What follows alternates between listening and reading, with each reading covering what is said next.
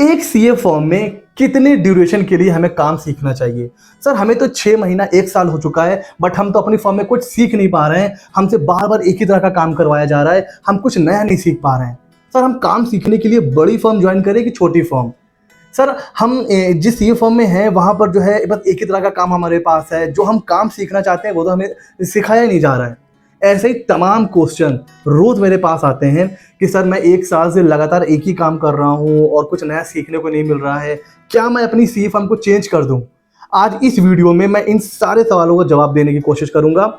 सबसे पहले ये देखिए, एक जो कॉमन जो मैंने कमेंट्स या जो क्वेश्चन पूछा जाता है उसमें जो एक कॉमन क्वेश्चन आ रहा था कि सर हमसे मैं 1 साल होने वाला है, मैं कुछ सीख नहीं पा रहा हूँ। हमारा जो सीए है या हम जिस फॉर्म में है वहाँ पर जो है हमें कोई सिखाने वाला नहीं है। तो मैं आपका एक मिथ, एक गलतफहमी दूर करने वाला हूँ। अब ये सिर्फ सीए फॉर्म पे एप्लीकेबल नहीं है, चाहे कोई लॉ फर्म हो, सीएस, सीएमए या सीए। एक मिथ अपने दिमाग से आप पूरी तरीके से हटा दीजिए कि आपको कोई हाथ पकड़ के सिखाएगा। No, never. किसी भी सीए फर्म में कोई भी सीए आपको हाथ पकड़ के नहीं सिखाएगा।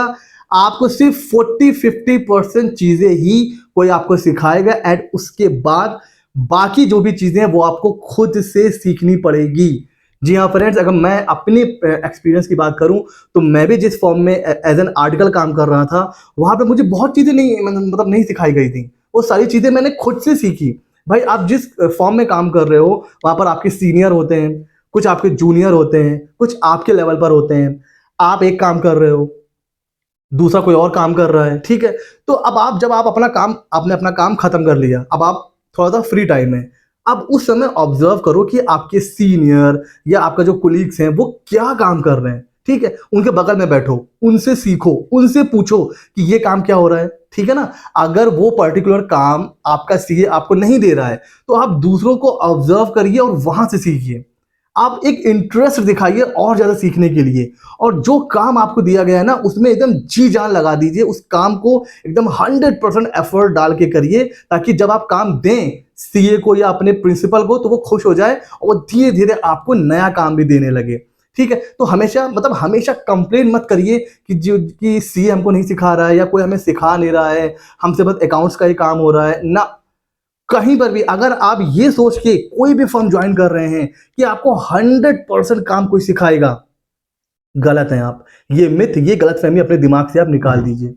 दूसरा क्वेश्चन ये आता है कि सर हम बड़ी फर्म ज्वाइन करें कि कोई छोटी फर्म ज्वाइन कर लें काम सीखने के लिए? अब इसका जो आंसर है बहुत ध्यान से सुनिएगा, एक एक वर्ड बहुत इंपॉर्टेंट है। क्यों? देखिए, अगर आप काम सीखने के बाद जॉब करना चाहते हैं तो आंख बंद करके बड़ी फर्म, क्योंकि जब आप किसी बड़ी फर्म का एक्सपीरियंस लेकर के कहीं भी जाते हैं जॉब इंटरव्यू में तो डेफिनेटली आपको वेटेज मिलता है, ठीक है। तो अगर आप जॉब के लिए काम सीख रहे हैं तो बड़ी फर्म को ही ज्वाइन करना चाहिए आपको। दूसरा, अगर आप काम सीखने के बाद अपनी प्रैक्टिस स्टार्ट करने के बारे में सोच रहे हैं तो फिर मिड साइज फर्म या छोटी फर्म को ही ज्वाइन करिए।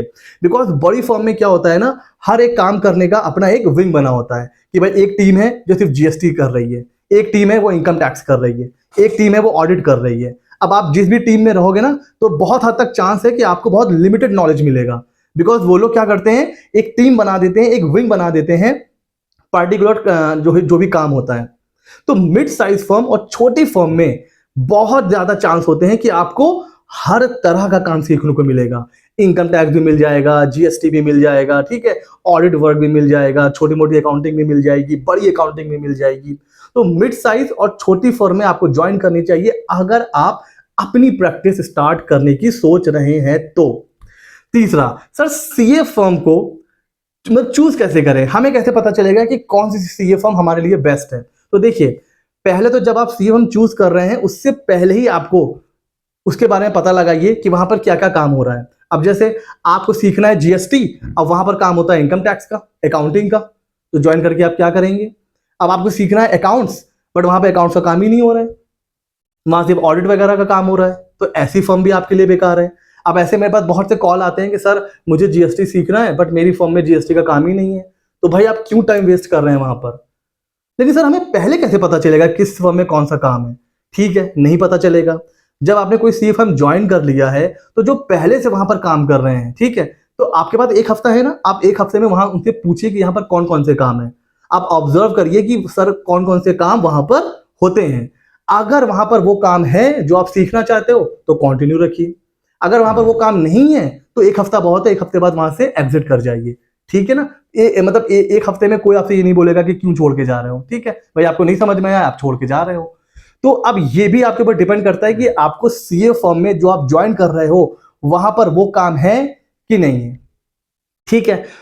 एंड ये जो मिथ है भैया कि सर हमें तो कोई कुछ सिखाने वाला नहीं है, बॉस कोई नहीं सिखाएगा आपको, आपको बस 40-50% ही काम बताया जाएगा, बाकी पूरी नॉलेज आपको खुद से ऑब्जर्व करके एक्वायर करनी पड़ेगी।